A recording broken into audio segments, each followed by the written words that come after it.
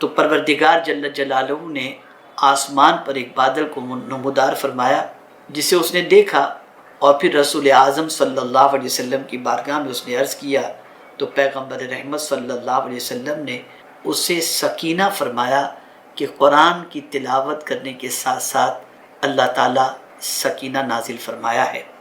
وہ کون سی سورت تلاوت کر رہے تھے؟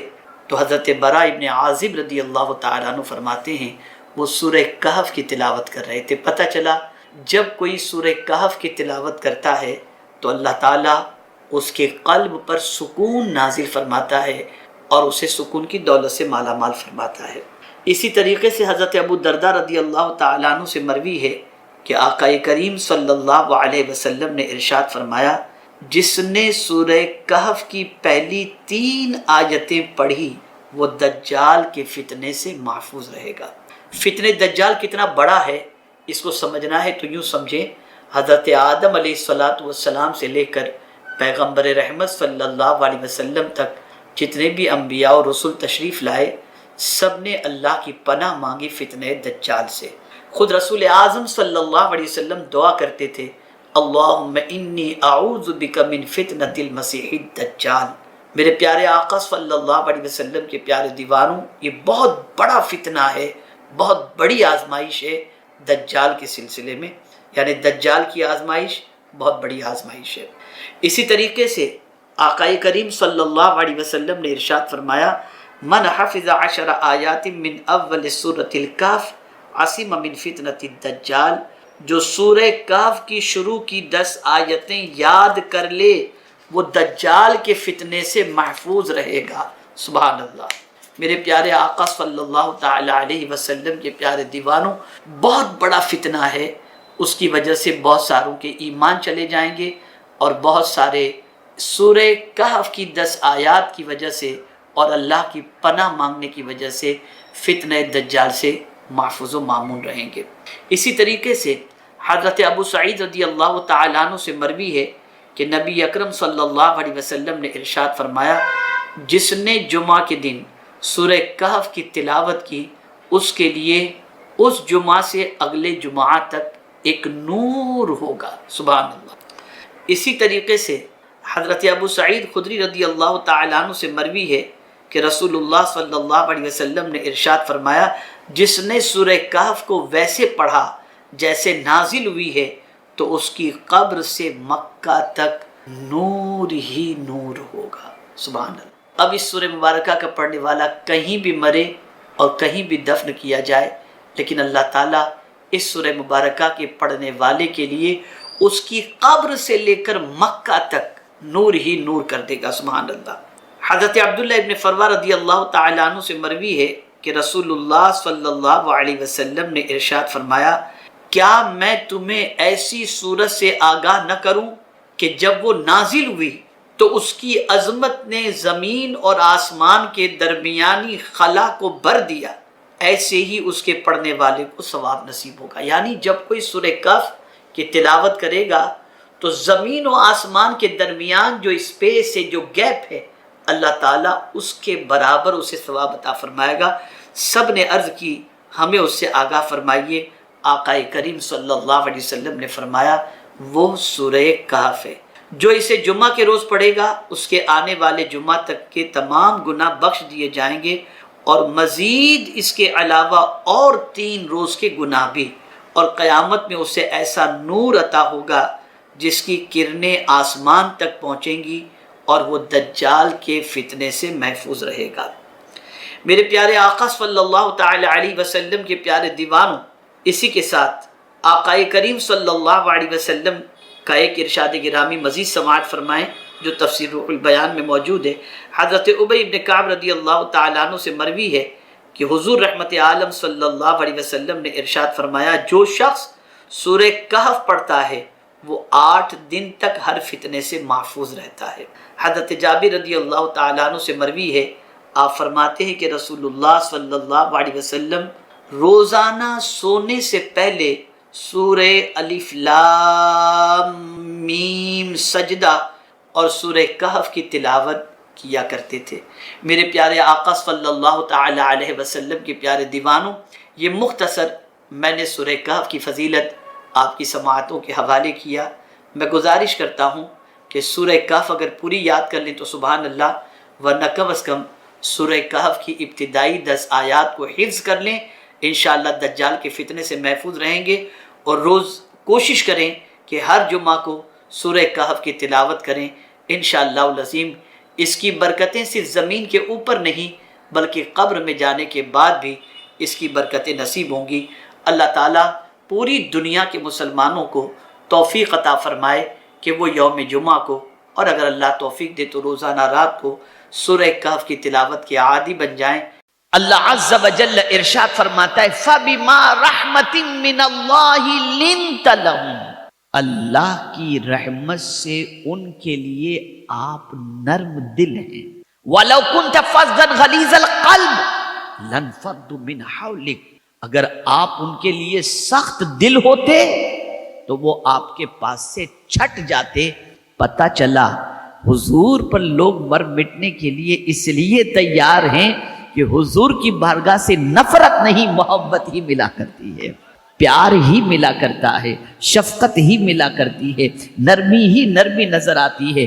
اے رسول گرامی وقار صلی اللہ تعالی علیہ وسلم کے پیارے دیوانوں، اللہ اگر کسی کو نرمی کی دولت عطا فرما دے تو یہ وہ نہ سمجھے کہ نرمی کی بنیاد پر وہ بزدل ہو گیا، نرمی کی وجہ سے اس کا وقار گھٹ گیا، نرمی کی وجہ سے لوگ اسے پوچا سمجھیں گے، نرمی کی وجہ سے اسے لوگ کمزور سمجھیں گے، نرمی کی وجہ سے لوگ اسے بے وقوف سمجھیں گے.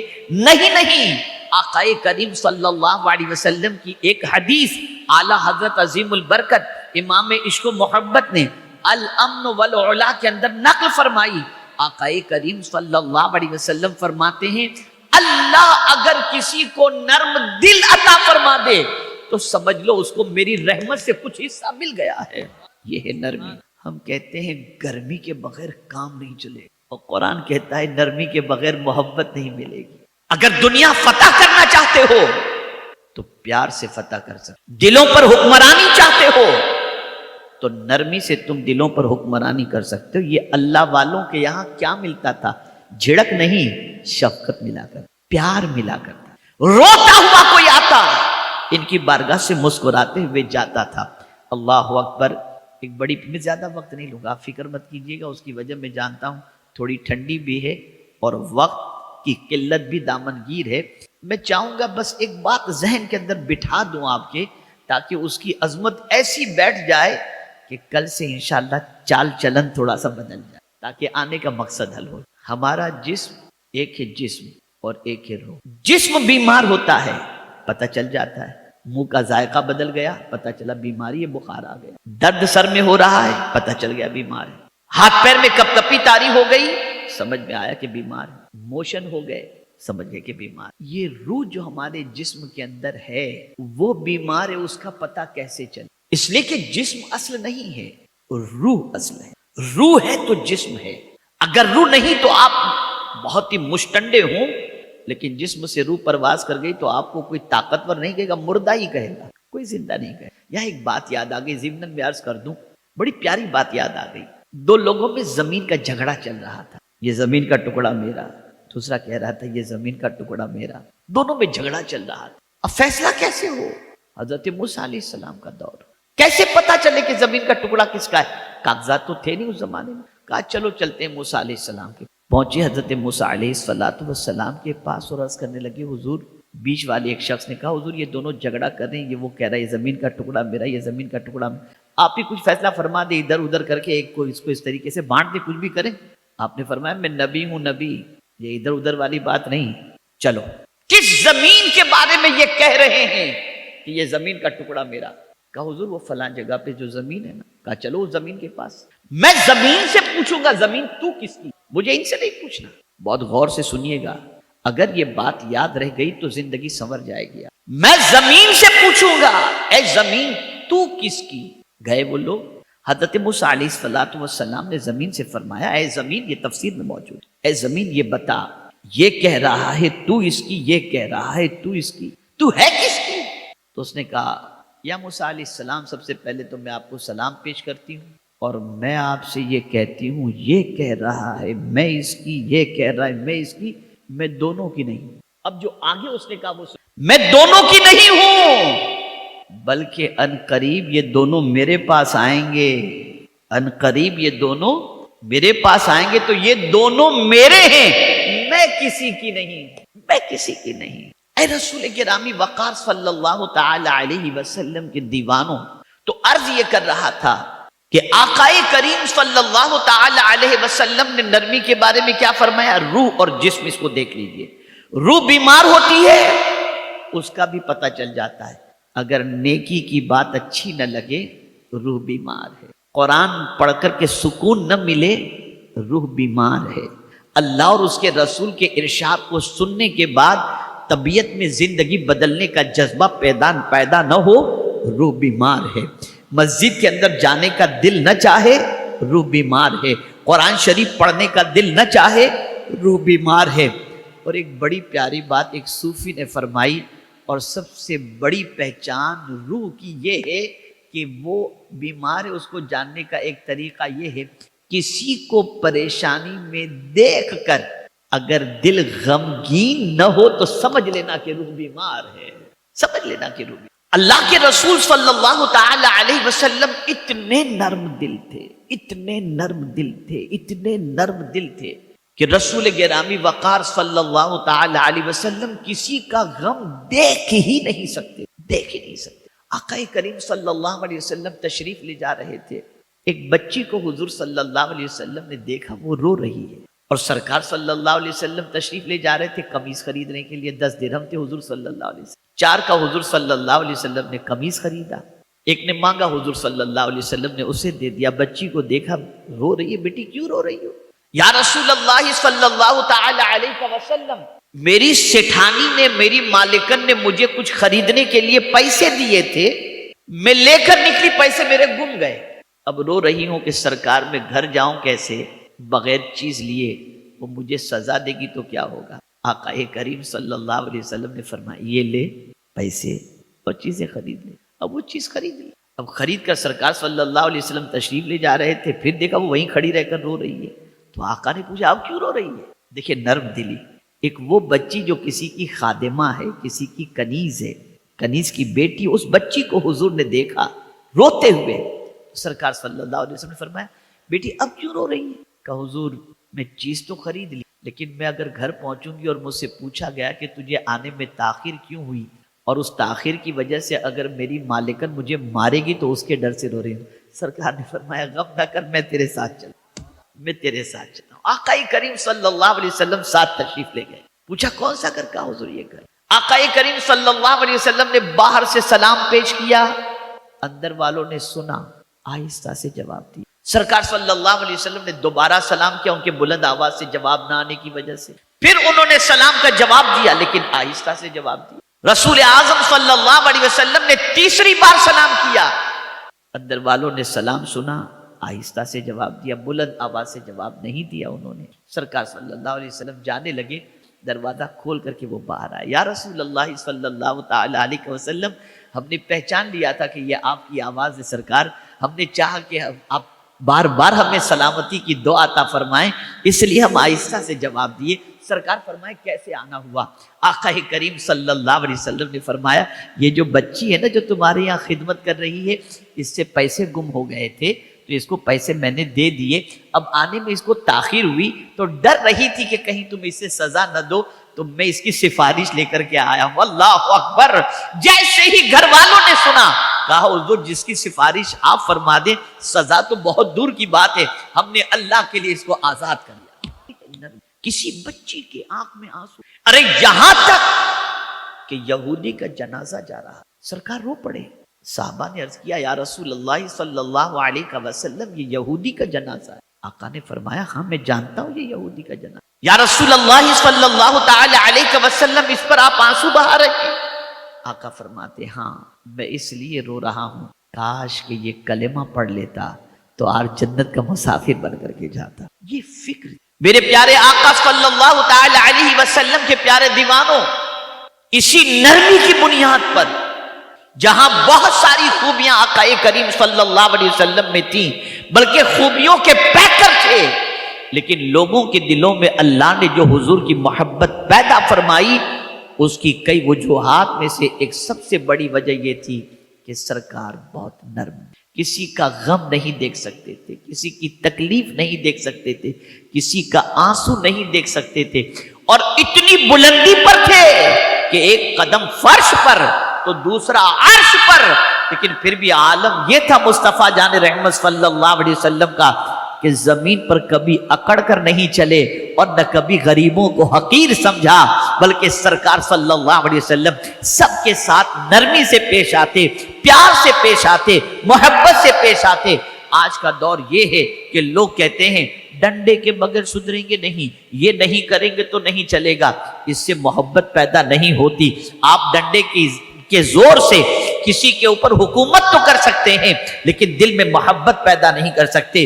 انسان محبت اس سے کرتا ہے جس کے لیے دل کے اندر نرمی پاتا ہے، اور جس کے دل کے اندر اپنے لیے محبت پاتا ہے۔ نرمی بہت اونچی۔ آقا کریم صلی اللہ علیہ وسلم نے فرمایا جس چیز سے نرمی نکل گئی اس چیز سے بھلائی نکل۔ اور سرکار صلی اللہ علیہ وسلم ارشاد فرماتے اللہ نے جس کو نرمی عطا کر دی اسے اللہ نے بہت بڑی بھلائی عطا فرما دی۔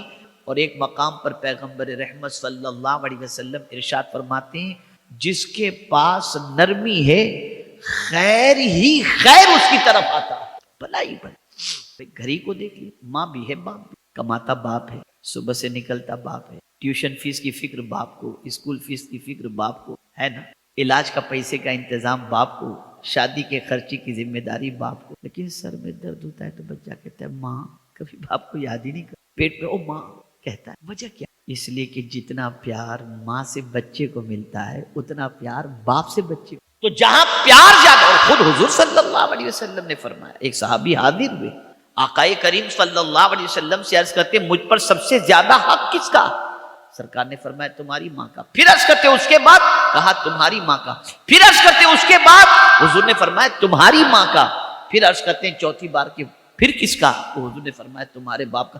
3 حق ماں کی حضور صلی اللہ علیہ وسلم نے بتا کر اس طریقے سے ارشاد فرمایا 3 مرتبہ فرما کر کہ پیار سارا تو تیری ماں کی۔ اس لیے یاد رکھیں باپ مر جائے، غور کیجیے گا یہ معاشرے کی سچویشن میں آپ کو بتا رہا ہوں، باپ مر جائے تو ماں کو تو کوئی بھی رکھ لیتا ہے، ماں کے انتقال کے بعد باپ کو اکیلے سنبھالنا یہ بڑا ایک بیٹا کہے گا 4 دن کے لیے تو لے جا، دوسرا کہے گا اور ماں ہوگی تو ماں میرے پاس ہی رہے گی۔ ہوتا ہے نا پیار، نرمی، محبت۔ میرے پیارے آقا صلی اللہ تعالی علیہ وسلم کے پیارے دیوانوں، اللہ تعالیٰ نے حضور صلی اللہ علیہ وسلم کو رحمت للعالمین بنا کر بھیجا۔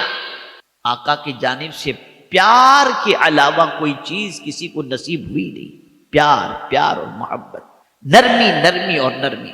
اب نرمی سے کیا مراد ہے؟ کیا مراد ہے؟ خالی دل میں کسی کے غم کے سلسلے میں دیکھ کر دل کا نرم ہونا؟ نہ، صرف یہ مراد ہے زبان کا بھی نرم۔ حضرت موسیٰ علیہ السلام اور حضرت ہارون کو جب رب قدیر جل جلالہ نے فرعون کی طرف بھیجا تو فرمایا اذهبا الى فرعون انه طغى، تم دونوں جاؤ فرعون کے پاس، وہ سرکش ہو گیا، وقولا له قولا لینا، اور تم دونوں اس سے نرمی سے بات، جس کے کلام میں نرمی ہو، جس کی چال چلن کے اندر نرمی ہو، جس کے مزاج کے اندر نرمی ہو، اللہ رب العزت جل جلالہ اس کو خیر کی دولت سے مالا مال فرما دیتا ہے، اسے بھلائی خوب عطا فرما دیتا ہے۔ یہ جو منطق ہمارے ذہن کے اندر بیٹھ گئی کہ جب تک کہ 2-4 گالی نہ بولو نا تب تک سدھرتا نہیں ہے، یہ ہمارا فارمولا اپنا ہے، لیکن سرکار صلی اللہ علیہ وسلم کا فارمولا تو یہ ہے پیار سے دنیا جیت جاؤ، پیار سے سب کچھ جیت جاؤ۔ پیار جہاں ملے گا بندہ وہاں لوٹے گا، جہاں محبت زیادہ ملتی ہے بندہ اس طرف جاتا ہے، جہاں شفقتیں زیادہ ملتی ہیں آدمی وہاں جاتا ہے۔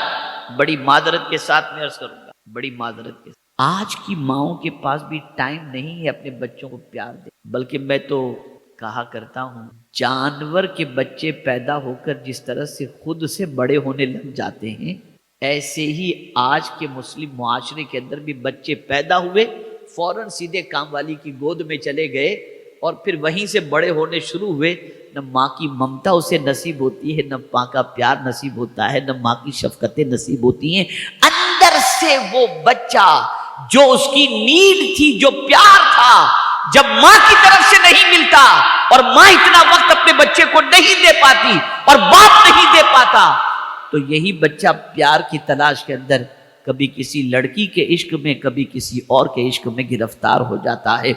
آج اس چیز کے بارے میں غور کرنے کی ضرورت ہے کہ بچے بہکتے کیوں ہیں، بچے بھٹکتے کیوں ہیں. میرے پیارے آقا صلی اللہ تعالی علیہ وسلم کے پیارے دیوانوں، آپ ذرا دیکھو، تھوڑی سی کوئی پیار کی بات کر دے، تیرے لیے آسمان سے تارے توڑ کر کے لے کر کے آؤں گا.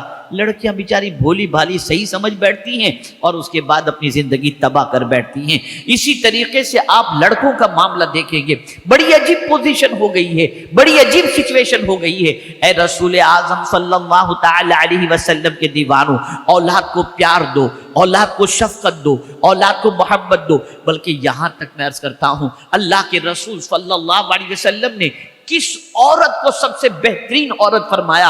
آقا کریم صلی اللہ علیہ وسلم فرماتے وہ عورت بہت اچھی اور بہترین عورت ہے جو اپنے شوہر کو پیار دیتی ہے. آج تو جھڑکتی ہیں، آج تو غصہ کرتی ہیں، پوری دنیا کہتی ہے بیوی سے آدمی ڈر رہا ہے. یہ حال ہو چکا. پھر وہ بھٹک جاتے ہیں، ادھر ادھر چلے جاتے ہیں، پھر اس کے بعد روتی ہے کہ شوہر ادھر ادھر چلا گیا، اس کے چکر میں پھنس گیا. تو اس کی جو بنیادی ضرورت تھی تم نے پورا کیوں نہیں؟ حدیث شریف میں لفظ ودود آیا ہے، اور یہاں ودود کے لفظ کے حوالے سے میں بتا دوں، اگر میاں بیوی کے درمیان ناچاکی ہے، نا اتفاقی ہے، دونوں کے درمیان دوریاں بڑھ رہی ہیں، اور کوئی عورت اگر یہ چاہتی ہو یا کوئی شوہر یہ چاہتا ہو کہ اللہ تعالیٰ میری بیوی کے دل میں میری محبت، یا بیوی یہ چاہتی ہو کہ شوہر کے دل میں میری محبت پیدا ہو جائے، روزانہ 100 مرتبہ ہر نماز کے بعد یا ودودو پڑھے، اللہ تعالیٰ دونوں کے دل میں ایک دوسرے کے لیے محبت پیدا فرما. اے رسول گرامی وقار صلی اللہ تعالی علیہ وسلم کے دیوانوں، قرآن کے فارمولے پر عمل کرو.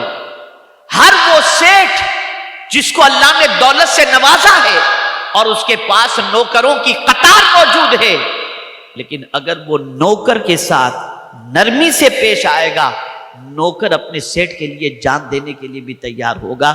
لیکن اگر ڈانٹ ڈپٹ کرے گا تو نوکر کے دل میں سیٹھ کی محبت تو نہیں ہوگی، نوکری کی محبت. میرے پیارے آقا صلی اللہ تعالی علیہ وسلم کے پیارے دیوانوں، اسی طریقے سے گھر میں اگر باپ ہے، گھر میں ساس ہے، گھر میں سسر ہے، گھر کے اندر شوہر ہے، بڑے جتنے بھی ہیں، ان کے لیے رسول اعظم صلی اللہ علیہ وسلم نے تعلیم عطا فرمائی، اور اس تعلیم کو ذہن میں رکھو. بڑوں کے لیے بھی دستور عطا فرمایا اور چھوٹوں کے لیے بھی دستور عطا فرمایا، لیکن پہلے بات حضور نے بڑوں کی ذمہ داری سے متعلق فرمائی اور اس کے بعد چھوٹوں کو ان کی ذمہ داری کے بارے میں بتایا. آقا کریم صلی اللہ علیہ وسلم ارشاد فرماتے ہیں، من لم یرحم صغیرنا ولم یوقر کبیرنا فلیس منا. جو چھوٹوں پر شفقت نہیں کرتا، پیار نہیں دیتا، محبت چھوٹوں پر نہیں کرتا، اور جو چھوٹے بڑوں کا رسپیکٹ نہیں کرتے، سرکار فرماتے فلیس منا، وہ ہمارا ہے ہی نہیں. آج بہت سارے باپ کہتے ہیں میرا بیٹا تو میرے کو دیکھ کے پلنگ کے نیچے چھپ جائے، اور اس کو وہ کمال سمجھ، اس کو کمال سمجھ. میں یہ نہیں کہتا کہ بیٹے کے ساتھ بیٹھ کر آپ سگریٹ پیو یا پکچر دیکھو، لیکن اتنا تو ہے نا کہ بیٹے کو آپ کی طرف سے پیار تو ملنا چاہیے نا، وہ اپنا معافی ضمیر آپ کے سامنے کہہ تو سکے. اتنا ڈرے کہ اپنی پریشانی کسی اور سے ذکر کرے اور آپ سے ذکر نہ کرے. یہ مزاج بدلنا ہوگا. کبھی بھی یہ نہ سوچنا کہ کسی کے ساتھ تم نرمی سے پیش آؤ گے تو تم محروم رہو گے. نہیں، حدیث مبارکہ میں آقا کریم صلی اللہ علیہ وسلم فرماتے ہیں، ارحموا من فی الارض یرحمکم من فی السماء. تم زمین والوں پر مہربانی کرو، آسمان کا مالک تم پر